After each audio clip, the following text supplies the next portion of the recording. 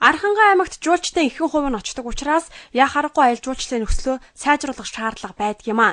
Жуулчид их очтгон зөвхөн заавал очиж үзэх ёстой газрын тоол гэхэд 43 байдагтай холбоотой юм. Тухайлбал хоргын тогоо, тайхар чулуу, их тамир сумын алтан сандал, уулын буган хөшөө, тариад сум, баян цагааны хүн чулуу гэх мэт олон байдаг юм а. Жуулчдыг илүү их татаж аяллаа нөхцөл сайжруулах тал дээр жуулчид өөрсдөө ямар бодолтой байгааг асуусан юм. Байгаль нь их гоё. Тэгээд угаасаа юу дадлгаар ирсэн.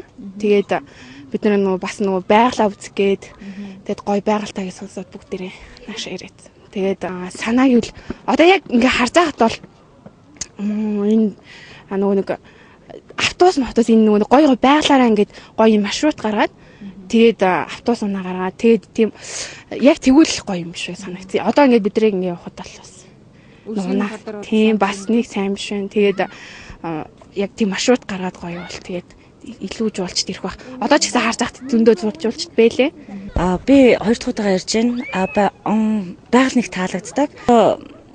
Гадаадын болон монголчуудтай ч гэсэн нэг юм зөв талаас нь маршрут хийгээд те их орныхоо онгон тагш байгалыг үзүүлэх гэвэл илүү л Архангай аймгийнхаа одоо хөршин цэцгэлд илүү тус нэмэр болно шүү дээ те.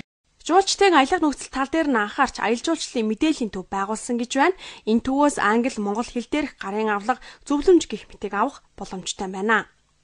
Аялал жуулчлалын мэдээллийн төв цаашдаа ер нь ямар үйл ажиллагаатай байх вэ гэхээр мэдээч гадаадын зочид төлөөлөгч жуулчдад Архангайн талаар мэдээллийг өгөхөөс гадна энд одоо яг энэ үзэсгэлэнтэй адилаар одоо цаг үеийн шин чанартай, орон нутгийн шин чанартай, уран бүтээлчдийн үзэсгэлэн одоо байнгын ингэж явуулах ийм үйл ажиллагаатай ийм төв байгуулагдаж байгаа. Тэгээд цаашдаа төв маань үйл ажиллагаа бол гадаад дотоодын харилцаагаа төлөвлөх.